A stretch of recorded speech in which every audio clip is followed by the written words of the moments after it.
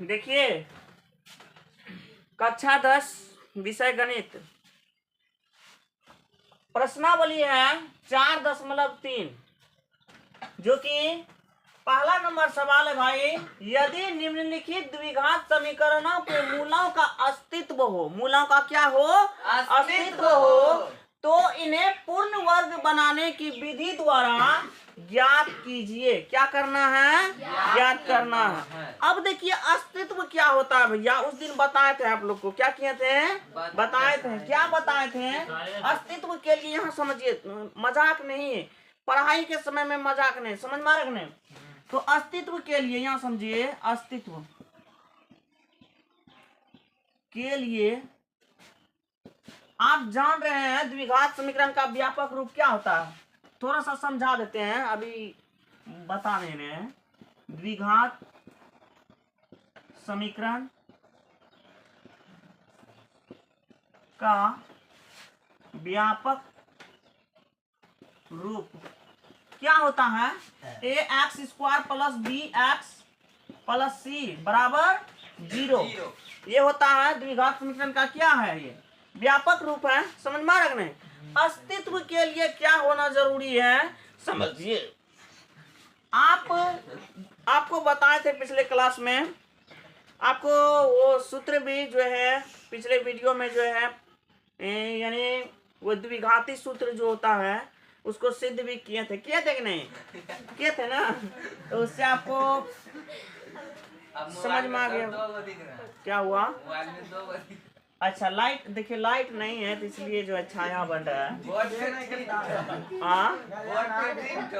Board पर 3 गो। अरे कोई दिक्कत नहीं है। समझिए अस्तित्व के लिए क्या होना जरूरी है, यहाँ समझिए। यहाँ समझिए, जिसको हम विवेचक बोलते हैं, विवेचक, इसी का दूसरा नाम है विविक्तिकर। क्या है? विविक्तिकर। जिसको हम डी से सूचित करते हैं। किसका? जिसको हम किससे सूचित करते हैं? डी से। ठीक है। और इसका फॉर्मूला होता है अंडर रूट b² - 4ac। अब देखिए, अब लिखेंगे अस्तित्व के लिए।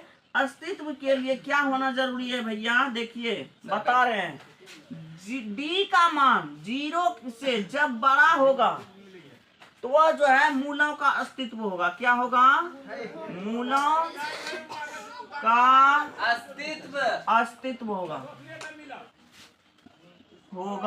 समझ में आ रहा नहीं? और मूल जो है अलग अलग होंगे, और मूल अलग अलग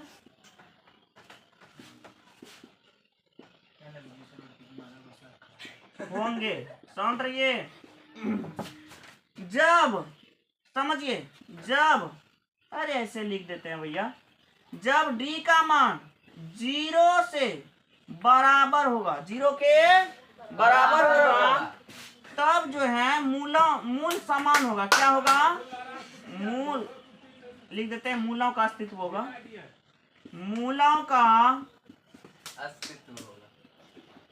अस्तित्व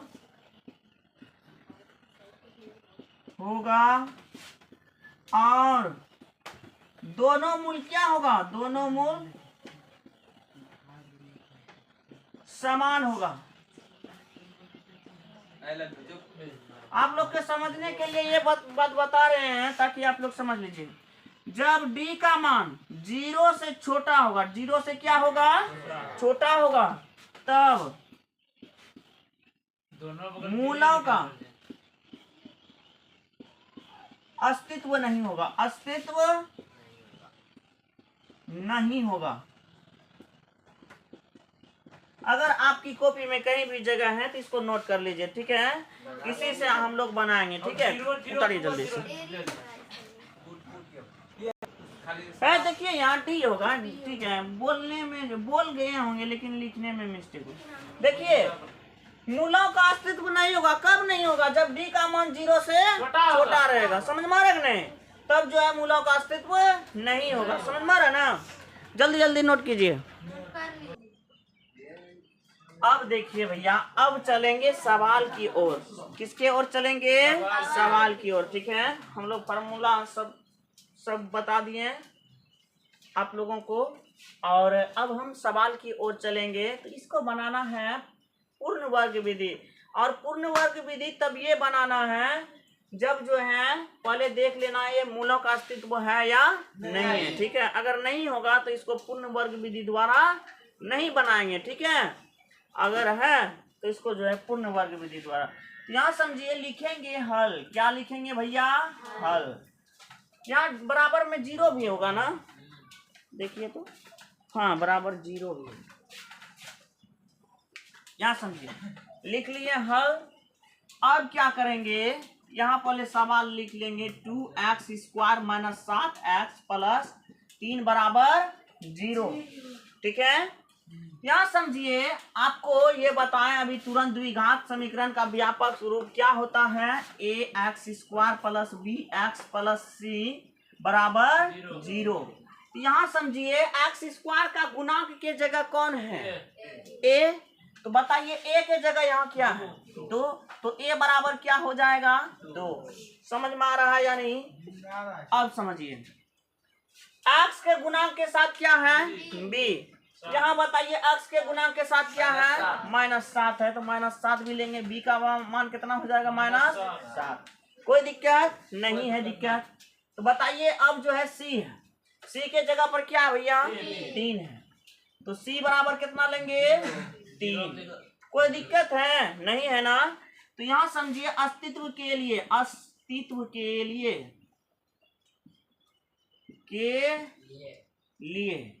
क्या करेंगे बाबूरे? वही करेंगे, d बराबर √b² माइनस 4ac। तो बताइए, अंडर रूट देंगे, यहाँ समझिए b का मान कितना है? -7 का क्या देंगे भैया? स्क्वायर। -4 गुना a का मान बताइए 2, गुना c का मान बताइए 3। ठीक है, सभी बोलिए मेरे साथ, तभी ये जो है आपको समझ में आएगा। तो बताइए, -7 गुना -7 कितना होगा? माइनस गुना माइनस प्लस हो जाएगा, 7 7 49 हो गया। माइनस गुना प्लस माइनस, और फिर माइनस गुना प्लस तो माइनस है ना रहेगा। तो बताइए, 4 दूनी 8, 8 तिया 24। तो कितना बचा भैया? 25, √25 बचा ना। 25 का वर्गमूल बताइए, 5 ना रे। तो d का मान देखिए, लिखेंगे, ये d का मान आया, d का मान आया, लिखेंगे चूंकि d का मान 0 से क्या है? बड़ा है, इसलिए मूलों का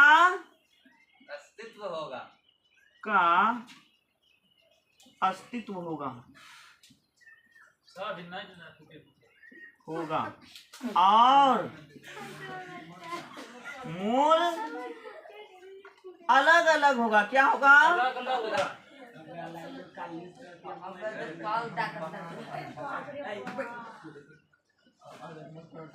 अलग अलग होगा। समझ रहिए, यहाँ तक दिख रहा है कि नहीं? दिख रहा है ना? नहीं दिख रहा। अच्छा, कोई दिक्कत ना, अब दिख रहा है। हाँ चलिए, उतारिए जल्दी से उतारिए। लिखेंगे अब पूर्ण वर्ग विधि द्वारा, विधि से भी लिख सकता है। पूर्ण वर्ग विधि से इसको हल करना। क्या करना है? हल करना है। क्या है? 2x² माइनस 7x प्लस 3 = 0 है। यहाँ समझिए, पहले हमने क्या बताए थे? यही बताए थे कि x² का गुणांक को हटाना है। x² के गुणांक को क्या करना है भैया? हटाना है। तो क्या करेंगे? सभी पक्षों में 2 से भाग देने पर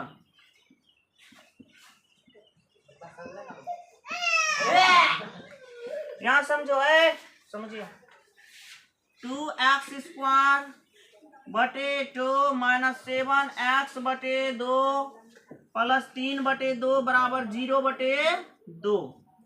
कोई दिक्कत नहीं है। दिक्कत रट के नहीं पढ़ना है, आपको कई तरह से हम बता सकते हैं, ठीक है। आपको रटना नहीं है, आप भी कई तरह से आप सवाल को हल कर सकते हैं। रटना नहीं है, सवाल रटना ही नहीं है। तो यहाँ समझिए 2 से 2 क्या हो जाएगा, कैंसिल हो जाएगा।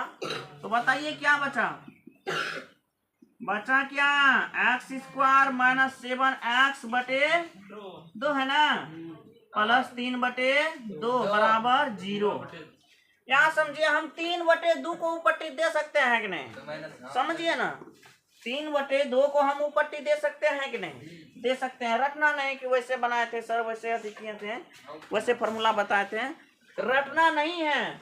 यहाँ समझिए तो x², हाँ x², पहले यहाँ समझो, एक बोले थे x का गुणांक को, पहले x के गुणांक को आधा करना है। x के गुणांक को क्या करना है, आधा करना है। तो लिखेंगे, यहाँ समझो, थोड़ा सा समझा रहे हैं। x का गुणांक, x का गुणांक क्या है भैया, अभी माइनस नहीं लेना, 7 क्या है, 2 है। इसका आधा करना, क्या करना है, आधा। आधा मतलब 2 से भाग लगाएंगे। क्या समझिए ना, पहले समझिए। इसके नीचे हम 1 दे सकते हैं ना, तो 7/2 गुना 1/2, तो क्या आ गया, 7/4। इसका बोले थे वर्ग, इसका बोले थे क्या, वर्ग। अब समझिए इसको क्या करेंगे, तो वही करेंगे जो करना चाहिए था। लिखेंगे दोनों तरफ,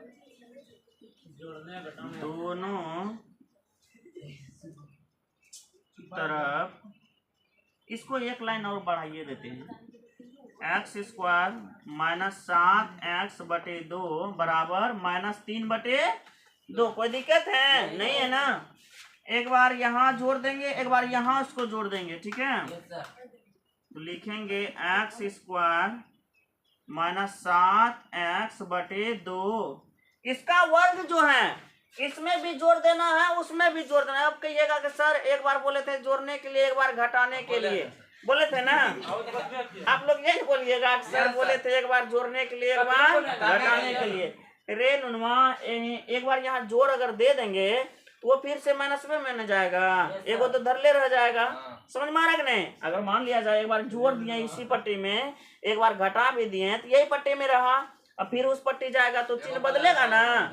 तो वही करना है, क्या करना, इधर भी जोड़ देना है, उधर भी जोड़ देना है। 7/4 का स्क्वायर बराबर, यहाँ समझिए, -3/2 और इधर भी प्लस करना है, कितना, 7/4 का स्क्वायर। कोई दिक्कत है नहीं है ना, समझिए, दिख रहा ना। अब समझिए, अब यहाँ समझिए, यहाँ देखना है कौन सा फॉर्मूला लगेगा, ये वाला लगेगा, a - b का लगेगा होल स्क्वायर, या फिर a + b का होल स्क्वायर लगेगा, बताइए। तो यहाँ का चिन्ह देखना, यहाँ का, यहाँ माइनस है या प्लस है, माइनस है ना। तो यहाँ जो है माइनस वाला फॉर्मूला लगेगा कि प्लस वाला लगेगा, माइनस वाला लगेगा। तो a के जगह यहाँ क्या मान, a के जगह क्या है, x। यहाँ समझिए, समझो ना, यहाँ माइनस है तो यहीं का चिन्ह देख करके यहाँ देंगे, ठीक है, यहीं का चिन्ह दे करके यहाँ देंगे। तो समझिए माइनस b के जगह क्या हो जाएगा, 7/4। कोई दिक्कत, 7/4, 7/4, इसका होल स्क्वायर, इसका क्या, समझ में आ रहा है कि नहीं। अब यहाँ क्या बच गया भैया, हाँ, अब यहाँ हम लिख सकते हैं ना, प्लस 7/4 का स्क्वायर बराबर, सॉरी इसका तो फॉर्मूला लिख लिए, अब इसको लिखना जरूरी नहीं है, समझ में आ रहा नहीं। अब इसको यहाँ लिखना जरूरी नहीं, इसका फॉर्मूला हम बना लिए ना। अब देखिए उधर लिख लेंगे हम -3/2 अब प्लस यहाँ समझिए 7 सते 49 और 4 चौके 16 तो 49/16। एलसीएम बता दीजिए जल्दी जल्दी फटाक से। x माइनस 7/4 का होल स्क्वायर बराबर 16 आ जाएगा एलसीएम। 8 बार में 8 दिया 24 माइनस 24 की प्लस 24 प्लस 16 का पहाड़ा में 16 कितने बार में? एक बार में। 1 गुना 49 करेंगे 49। कोई दिक्कत नहीं? नीचे तक दिख रहा क्या? नहीं सर, नहीं दिख रहा ना? नहीं सर, इसको नीचे कर देंगे। दिख रहा ना? सर अच्छा रहने दीजिए ना। अरे अति हो जाता है देखिए ना, समझो। तो यहाँ लिख सकते हैं ना भाई x माइनस 7/4 का स्क्वायर बराबर, यहाँ समझे लड़का, यहाँ कितना होगा 25 है ना। 49 में 24 जाएगा तो 25/16। स्क्वायर हटाएंगे, कोई दिक्कत है? नहीं है दिक्कत। तो यहाँ समझिए x माइनस 7/4 बराबर 5/4 यानी स्क्वायर हटाएंगे तो रूट चढ़ेगा ना। 25/16 तो क्या हो जाएगा? x माइनस 7/4 बराबर 25 का वर्गमूल 5 होगा ना, और रूट के बाहर आएगा 4। ठीक है? नहीं दिख रहा, नहीं दिख रहा है? अच्छा नहीं दिख रहा तो अब दिख रहा होगा। और दिख रहा है? नहीं दिख रहा? चलिए अच्छा सही है। अब समझिए, यहाँ देखिए ये जो है, यहाँ जो है वर्गमूल है ना, वर्गमूल प्लस माइनस दोनों में होता है। प्लस और माइनस दोनों में होता है। तो लिखेंगे जब x माइनस 7/4 और बराबर 5/4, एक बार प्लस में लिए ना, लिखेंगे जब x माइनस 7/4 बराबर माइनस 5/4। कोई दिक्कत नहीं है। अब यहाँ देखिए माइनस में उधर जाएगा प्लस में। x बराबर 5/4 प्लस 7/4, रटना नहीं है नूनू। x बराबर क्या आ जाएगा? 4 एलसीएम 5 प्लस 7 कितना हो गया? x बराबर 12/4। ये कट रहा है ना कै बार में? 3 बार में। x का मान कितना आ गया? समझ में आ रहा है कि नहीं? इसलिए यहाँ लिखे हैं। यहाँ समझो, ये माइनस में उधर जाएगा प्लस में। तो x बराबर माइनस 5/4 प्लस 7/4। x बराबर क्या हो जाएगा? यहाँ हो जाएगा एलसीएम 4 आएगा ना, माइनस 5 और प्लस 7। कोई दिक्कत नहीं? दिक्कत। x बराबर 2/4, एक बार में, ये 2 बार में, इसलिए x बराबर 1/2। तो देखिए दोनों मूल निकल गया ना। और क्या बताए थे? मूल अलग अलग आएगा। अलग अलग आया, समझ में आया कि नहीं? लिखेंगे अतः मूल बराबर, चाहे इसको पहले लिख सकते हैं या फिर इसको पहले लिख सकते हैं, कोई दिक्कत नहीं। दोनों को लिख लो, 3 और 1/2। ये आ गया आपका आंसर। आशा करते हैं समझ में आ गया होगा। नहीं आया होगा तो वीडियो देख लीजिएगा। ठीक है?